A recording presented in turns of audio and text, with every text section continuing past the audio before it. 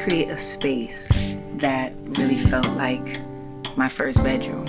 It's kind of a mixture between my first bedroom and my first apartment.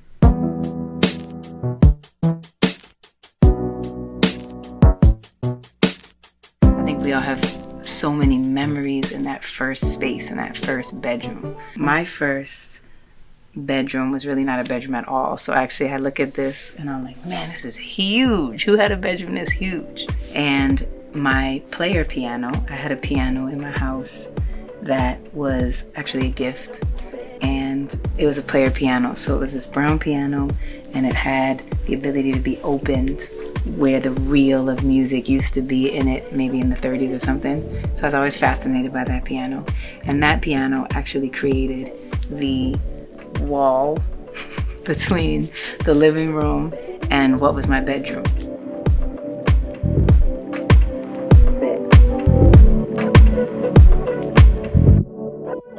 So, you know, there's something about pictures, photos, and dreams on the wall of your bedroom that really felt amazing. And I actually am sitting on this bed and playing this piano. I specifically wanted it to be like that. I didn't want the piano to be over there with a bench. I really wanted it to be here because in my first apartment, when I was first creating songs in A minor and all the first music I ever did, like started to produce, that it was so tight in that room that the bed was big like this, and then all the keyboards, I didn't have a piano in that apartment, but all the keyboards and all the things that I was writing on were right by the bed. So I would literally sit on the bed and, you know, play the chords. I remember I wrote Troubles like that. I remember I wrote Why Do I Feel So Sad like that. I remember so many of the songs, especially on songs in A minor, came from me sitting on a bed playing the piano.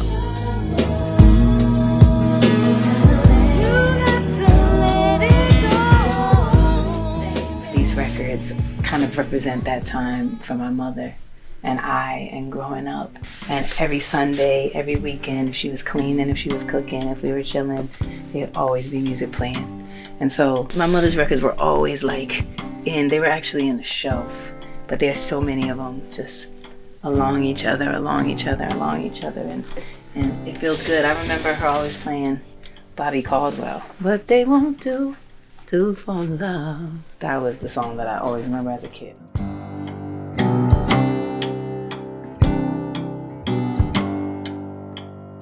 First song that I ever wrote about my grandfather was on that piano, on that player piano. And I just remember after I'd been, you know, he passed away, and I felt like that first real pain that you ever feel when you lose someone. And that was the first time that I was just drawn to the piano. And I sat there and I just played exactly what I felt.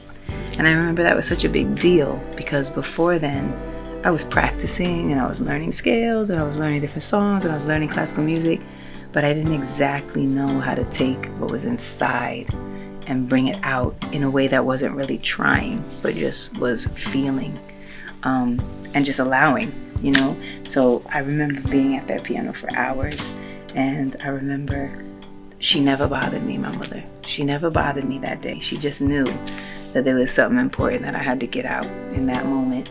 And I believe that that was the beginning of me as a songwriter, for sure.